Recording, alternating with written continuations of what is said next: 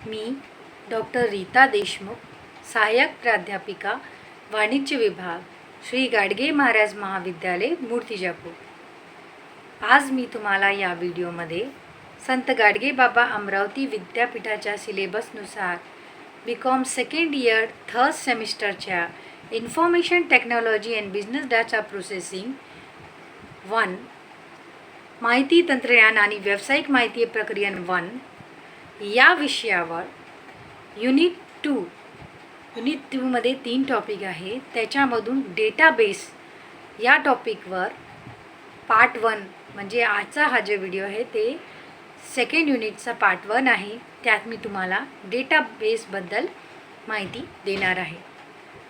सर्वात आधी आपण युनिट 2 वाचून माहिती तंत्रज्ञान आणि व्यावसायिक माहिती प्रक्रिया 1 म्हणजे information technology and business data processing 1.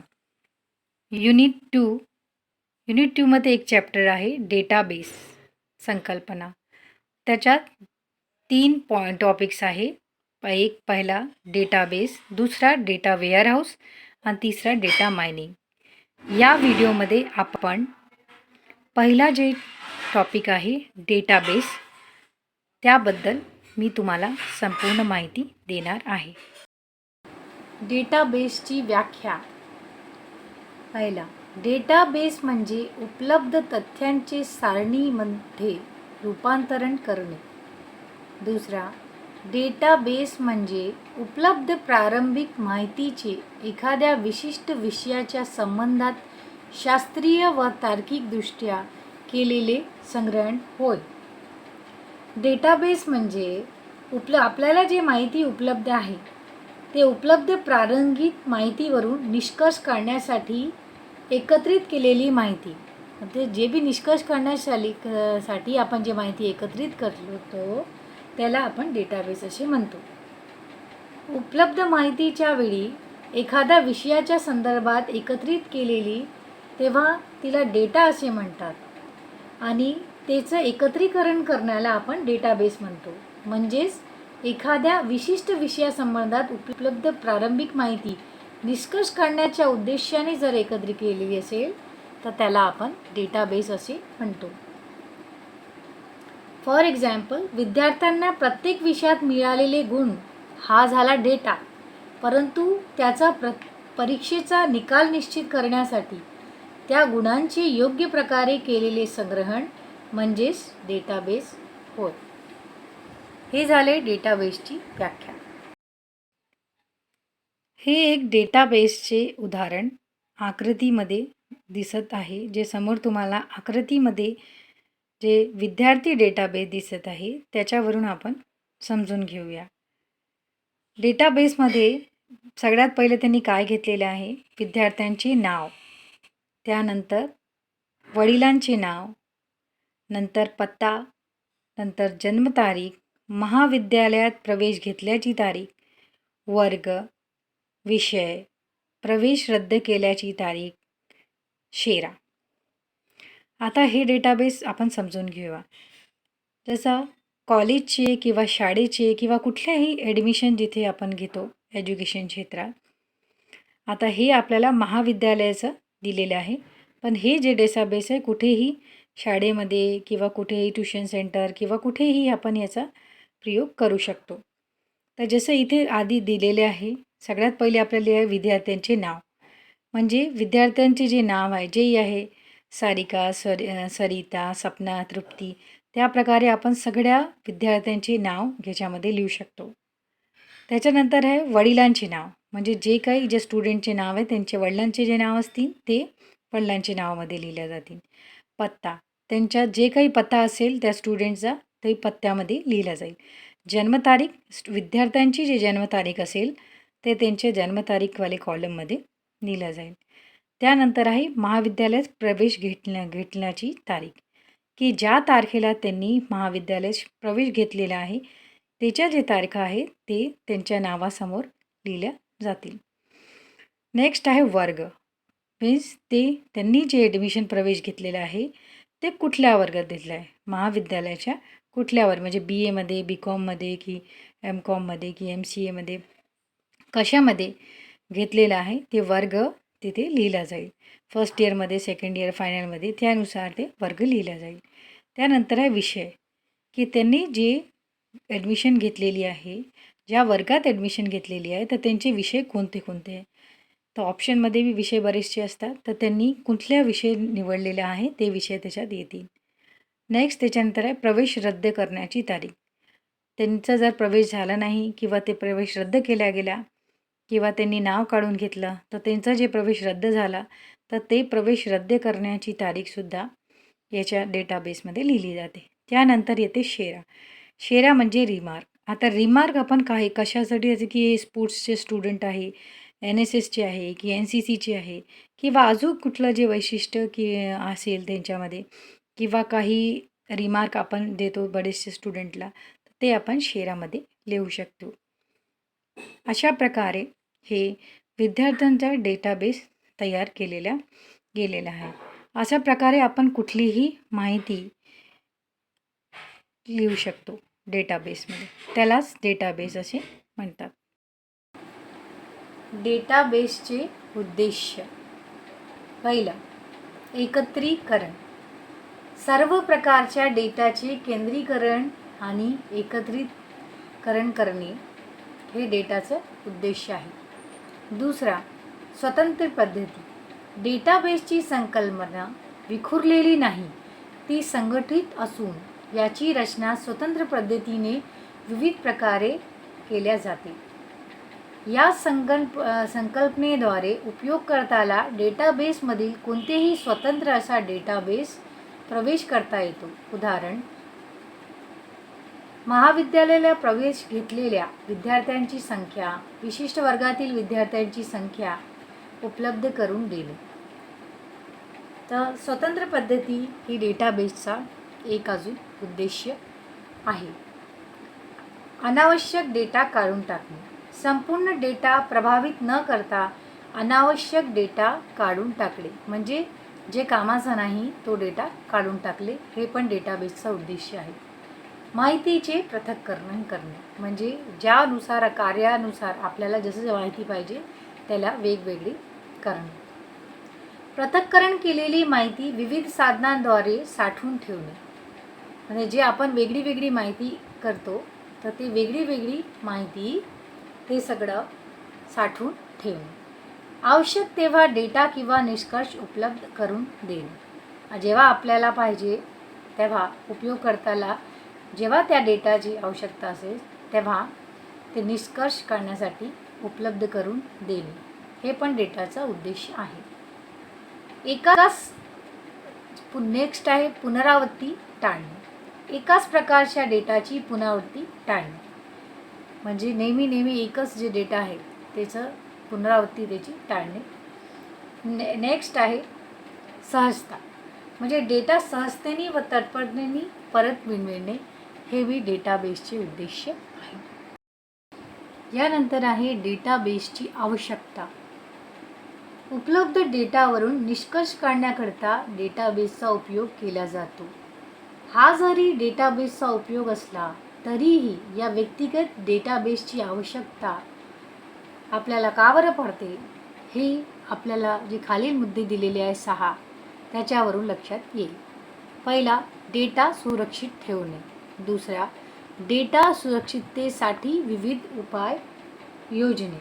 तिसरा, डेटाकरिता परिमाण म्हणजे स्टँडर्ड निश्चित करणे. चौथा, डेटाची प्रतिलिपी थांबविणे. पाचवा, एकापेक्षा अधिक उपयोगकर्त्यांना वापराकरिता डेटा उपलब्ध करून देणे. सहावा, आवश्यक व अपेक्षित निष्कर्ष उपलब्ध करून देणे. याकरिता आपल्याला डेटाची आवश्यकता पडते. डेटाबेसचे फायदे. पहिला, निर्णय घेण्यास उपयुक्त. प्रबंधक कोणतेही निर्णय हे उपलब्ध माहितीच्या आधारे घेतात.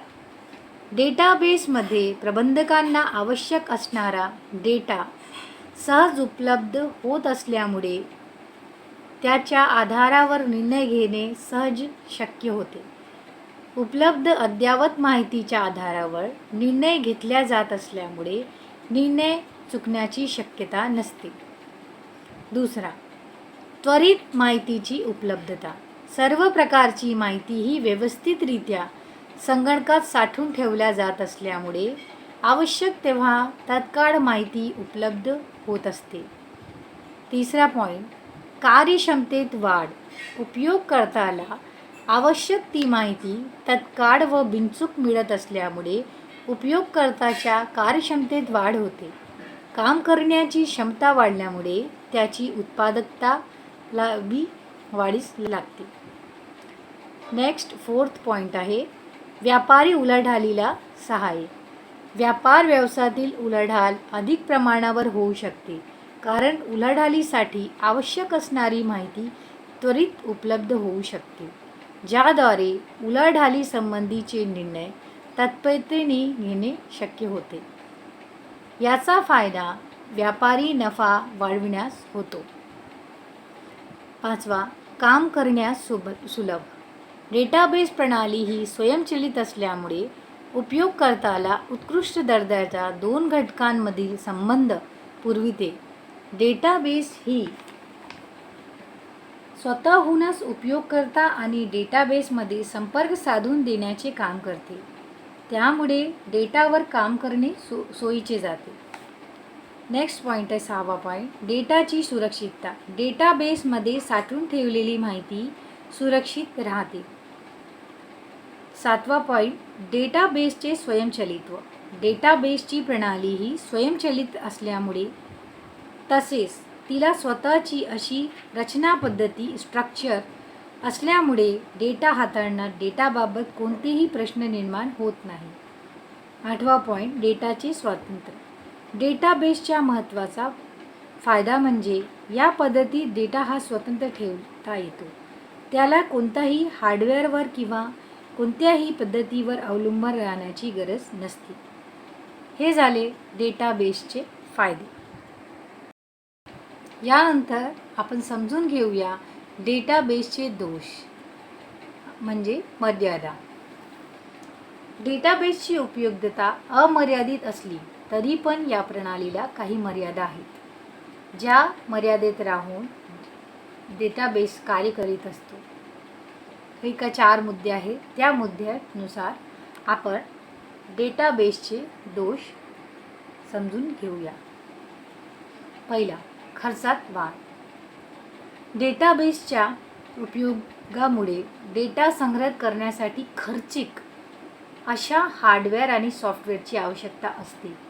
हे हार्डवेअर आणि सॉफ्टवेअर स्वतंत्रपणे खरेदी करावे लागत असल्यामुळे खर्चात वाढ होते. दुसरा पॉईंट, डेटा पुसल्या जाण्याची शक्यता म्हणजे डिलीट होण्याची शक्यता. हार्डवेअर आणि सॉफ्टवेअरमध्ये तांत्रिक बिघाड झाल्यास अनेक अडचणी निर्माण होतात आणि त्यामुळे डेटा पुसल्या जाण्याची शक्यता नाकारता येत नाही. नेक्स्ट पॉईंट, जुने सॉफ्टवेअर निरुपयोगी. संगणकीय क्षेत्रात दिवसेदिवशी क्रांती घडत आहे. नवनवीन व विकसित सॉफ्टवेअर उपलब्ध होत आहेत. नवीन सॉफ्टवेअर हे जुन्या सॉफ्टवेअरपेक्षा विकसित असल्यामुळे त्यात नाविन्य तर असतेच, त्याचबरोबर त्याचे उपयोगसुद्धा वाढलेले असतात. अशा पद्धतीने नवीन सॉफ्टवेअरचा उपयोगामुळे जुने सॉफ्टवेअर निरुपयोगी ठरतात. नवीन सॉफ्टवेअर खरेदी करण्यासाठी खर्चही वाढतो. जशा प्रकारे आपण पाहतो की दिवसांदिवस म्हणजे काही दिवस झाले की नवीन सॉफ्टवेअर येते, काही नवीन येते. आता किती त्याच्यामध्ये बदल होत राहते. या नवीनमध्ये कसं आहे, फास्ट काम करते पण ते महाग असते. तर असं प्रत्येकानं असं सहजतेने ते खरेदी करू शकत नाही. तर जुने जे सॉफ्टवेअर आहे ते लवकर जुने होऊन जातात. तर ते याचे एक दोष आहे. चौथा पॉईंट, लहान उपयोगक्रमासाठी निरुपयोगी. हार्डवेअर व सॉफ्टवेअरवरील अधिक खर्च, सतत व नवीनीकरण, कुशल तज्ज्ञ व्यक्तीची नियुक्ती, डेटा हाताळण्यास मोठ्या प्रमाणावरील खर्च, हा सर्व बाबी लहान उपकरणांच्या आर्थिकदृष्ट्या परवडणारा नाही. त्यामुळे ही प्रणाली फक्त मोठ्या उपक्रमांसाठीच उपयोगी असते. लहान उपकरणांकरिता तिचा वापर शक्य होत नाही, कारण जे लहान उपक्रमांसाठी ते एवढा खर्च करू शकत नाही. आणि जे सॉफ्टवेअर जे आपण नवीन घेतलं तरी त्याच्यात एक्सपर्ट लागतो, जो सॉफ्टवेअर तो हँडल करू शकते. कारण नवीन नवीन जे कुशल तज्ज्ञ जे व्यक्ती आहे ते मग त्यानुसार ते त्यांची पगारी असते आणि जे सॉफ्टवेअर घेणं बी महाग असते आणि हे सगळं जे लहान उपक्रमवाले जे असतात लोक त्यांच्यासाठी हे शक्य नाही आहे की वारंवार ते सॉफ्टवेअर चेंज करणं आणि वारंवार ते जुन्या याला ट्रेनिंग देणं किंवा नवीन कर्मचारी नियुक्त करणं. तर हे झाले हे जे आपले आता 4 पॉईंट जे तुम्हाला सांगितले आहे मी, हे डेटाबेसचे दोष. डेटाबेसचे उपयोगकर्ते. डेटाबेसचे अनेक उपयोगकर्ते आहेत. त्यांना 4 गटात वर्गीकरण करण्यात येते. हे 4 गट आहे: कार्यक्रम उपयोगकर्ते, स्वाभाविक उपयोगकर्ते, विशेष उपयोगकर्ते आणि सरळ उपयोगकर्ते किंवा साधे उपयोगकर्ते. तर आता आपण हे क्रमानुसार समजून घेऊया. कार्यक्रम उपयोगकर्ते. कार्यक्रम उपयोगकर्ते हे व्यावसायिक असून ते C++1 पास्कल इत्यादी भाषेत कार्यक्रम तयार करणारे असतात. त्यासाठी ते DML डेटा मॅनिप्युलेशन लँग्वेज या कार्यक्रम प्रणालीचा अवलंबन करतात. DML या कार्यक्रम प्रणालीतील भाषेचा ते आपल्या भाषांतर रूपांतर करण्याकरिता डेटाबेसचा उपयोग करतात. दुसरा आहे स्वाभाविक उपयोगकर्ते, सोफिस्टिकेटेड युजर्स. स्वाभाविक किंवा आधुनिक उपयोगकर्ते कार्यक्रम मीन्स प्रोग्राम लिहिण्याशिवाय सिस्टमशी संबंध साधू शकतात. डेटाबेस प्रश्नांचा भाषेत प्रश्न लिहून संवाद साधत असतात. हे डेफिनेशन प्रोसेसला सबमिट केले जाते जे DML स्टेटमेंटमध्ये डेटाबेस मॅनेजर मॉड्यूलसाठी निर्देश करतात. थर्ड पॉईंट आहे विशेष उपयोगकर्ते, स्पेशलाइज युजर्स. विशेष उपयोगकर्ते हे स्वाभाविक आधुनिक असे उपयोगकर्ते असून ते विशिष्ट डाटाबेस ॲप्लिकेशन प्रोग्राम लिहित असतात. प्रोग्राम CADD प्रणाली, knowledge based and expert system इत्यादी प्रकारचे असू शकतात. चौथा आहे साधे किंवा सरळ उपयोगकर्ते. हे अतिशय साधे आणि अतिभाबडे असे निष्कर्षी उपयोगकर्ते असून जे नेहमी दुसऱ्यांनी तयार केलेल्या कार्यक्रमाचे प्रोग्रामचे उपयोग करीत असतात. उदाहरणार्थ ATM automatic teller machine. ATM machine जे आपल्याला दिसते जागोजागी, आपल्याला जे ATM मशीन दिसते ज्याच्यातून आपण पैसे काढतो ते. हे झाले डेटाबेसचे उपयोग करते. या टॉपिकवर आपल्याला अजून सविस्तर माहिती पाहिजे असल्यास आपण SM कोलते सरांचं या विषयावरचं पुस्तक वाचू शकता.